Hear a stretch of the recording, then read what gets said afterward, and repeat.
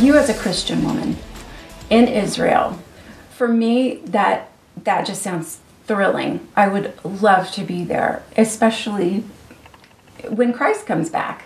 Yeah. And you said you're very close to the Mount of Olives. I'm very close. Well, everybody's pretty close to the Mount of Olives in Jerusalem. But yeah, you know, it's funny. I used to think a lot more about those prophetic things than I do now. And I think the reason I believe the world is getting darker. I absolutely do. And I think you'd have to be blind not to see the armies forming around Jerusalem, around Israel. But I don't know the sequence. I don't know the sequence, but I think it's very exciting, and it's exciting to be where Jesus was, and to know the Jewish people that he came to, and to understand what he said to them about not worrying and about not worrying about tomorrow and all of those things. It really makes a lot of sense when you live there and you see that there are a lot of anxious people in the community and how he was speaking to them. They had a Roman occupation that they were dealing with. They were very anxious, and today they're anxious, and his words would still apply to them today. You talk in your book about being in Bethlehem during Christmas. Yeah. Talk about that a little bit. That was fascinating and sad. Yeah, it's really, Bethlehem has lost a huge percentage of its Christian community, and it's a much more Muslim population now. I went there thinking the first time I went that all was calm and all was bright, but it isn't. And there were demonstrations in 2009 that my daughter-in-law's parents happened to be dropped off in the middle of a demonstration by a taxi driver who was either malicious or silly. And it's very, very rough, and there's a lot of anger in the Muslim community, but there's some wonderful Christians there too. And at Christmas, I mean, there's a huge tourist appearance, but a lot of it is used as photo ops for the Palestinian Authority.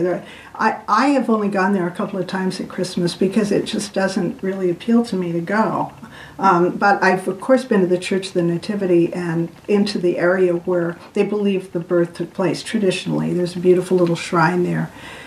But, you know, it's just a sad place. It's becoming more and more empty, and a lot of tourists don't go there anymore. So it's sad. What's next for you? What are you going to be doing next? Well, what I talked about at the end of the book is the persecution of Christians in Muslim lands. And I talked about it because 850,000 Jews were expelled from Muslim lands between 1948 and 1970. Many of them went to Israel, some went to America and Northern Europe, but now those same countries are abusing Christians, many of them, and it's getting worse and worse. I wrote another book, co-authored another book called Persecuted: The Global Assault on Christians. And what I'm doing now is trying to link these two issues, because my experience in Israel is that it's kind of a crossroads where a lot of people from other countries come through, and you learn from them what's going on. There were missionaries that came through from Gaza that had been they left in fear that they couldn't stay there. They were Christian missionaries. There was a pastor that came from Turkey who had been the senior pastor over a group of churches where those 3 men were murdered a few years ago, and he had been very much a part of the investigation and knew what was really going on there, which was horrible.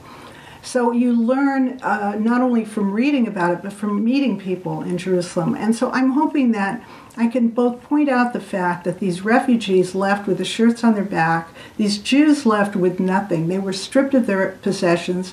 They lost their land, which I've heard, and I think it's true, that the amount of land that was confiscated from Jews is 5 times the square size of Israel. That's how much land was lost to people, and they have no right to go back to it. There's no kind of restitution. Where do they go? Where are they? They've started new lives in Israel, and they don't see themselves as refugees. They see themselves as Israelis, and they've gone home. But what we have is a Palestinian community of refugees that is now 3rd and 4th generation refugees, and their numbers don't balance with the number of Jews, and yet this has never really been on the table. When the deliberations are in order for peace, it's never been there. So I think this is an important issue. It's historic. It's very easily documented. So I hope to continue to say, what about the Jews that were kicked out? And what about the Christians that are now suffering in those same countries? The Jews that left knew it was coming. They knew the Christians were next. And the Christians, some of them did too. But what we're looking at is increased persecution of Christians and, of course, the targeting of Jews, which continues in the Muslim world. I mean, there aren't that many left to target. But I hope to just keep talking to people and talking about these issues and say, you know, let's be real here. This is history. And the title of your book, which we haven't said, Saturday People, Sunday People. It's graffiti that Muslims, you see it all over Israel. You can see it, well, it's in Bethlehem. You don't see it in Israel. You see it in the West Bank. And what it often says is, first comes Saturday, then comes Sunday, or first the Saturday people, then the Sunday people. But what it actually says, and I have a flag, a photograph of a flag in the book that says, on Saturday we kill the Jews, on Sunday we kill the Christians. And Muhammad made a statement, or it's recorded in the Hadith, that he said, I will cleanse the Arabian Peninsula of Jews and Christians, and it will only be Muslim.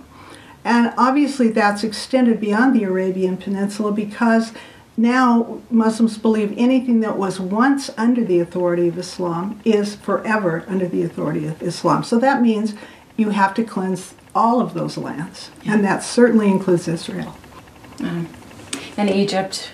Well, Egypt's a nightmare for Christians. The Coptic Christians have been there. They were converted by St. Mark. They were one of the first Christian communities on the planet. And they are fleeing, the ones that can afford to, but unfortunately a lot of the Copts are poor, and there's no place for them to go. Nobody wants them. I think that's something that people don't think. They're like, well, they should just leave. Why are they there? They shouldn't be there. But that's where they've been. And who wants them? Who wants indigenous people, brown people? You know, it's really tough for them. And a lot of Christians in America, unfortunately, don't really identify with them as Christian brothers and sisters because they're very different traditionally. Their services involve incense, and the priests wear a certain kind of headgear, and it's a very different kind of a cultural experience in their churches. But of course they're Christians. They're dying for their faith. They're believers who are willing to lay their lives down. And we need to understand that all Christians don't look like, you know, evangelical country club people. There are so many Christians in the world that are dying for their faith, and they're standing up to the end, unwilling to back down. In prisons in Iran, in China, in the underground churches, and certainly in the Muslim world all over. We need to know them as brothers and sisters, and not just as sort of foreign people that call themselves Christians. They're real, maybe more real than we are. Well, we should. What do we do? Well, we can do a lot of things, and people always say, well, there's nothing left to do, we can pray. We can pray to start with. Just that's a good thing. I'm not a big believer in just praying and just you take care of everything. Well, the saying is, you know, pray as if everything depended on God, and act as if everything depended on you. And that's, but we do have governments that we can lobby our governments. We can lobby our representatives and our senators and say, look, these people are at risk. And it often is easy to focus on one person, and that's sometimes the best way to do it. If there's someone in prison or someone has been killed, or we can go and say, this is really a crisis, and look at all these other people too. We can do that, and we can also work with organizations that are helping these people sort of quietly and seek them out. And the Center for Religious Freedom has just started a website called persecutedreport.org, and you can go there. It's like kind of like a Drudge Report. It just lists country by country, or region by region, I guess, the cases that are presently happening. So you can get a picture of what's going on, and you could show some concern. I always say to people, you can write to the editor of your local paper. You can do that much and say, did you know? I haven't seen anything written about this. What about this? Just to keep it in front of people. Humanize them. Yeah, exactly. Put a face on it. Yeah. Wow. Glenn Beck, you've got to read this. This is an amazing book. This is an amazing woman. Thank you. Leila Gilbert. Thank you. Thank you. The Politichick of the world. Thank you.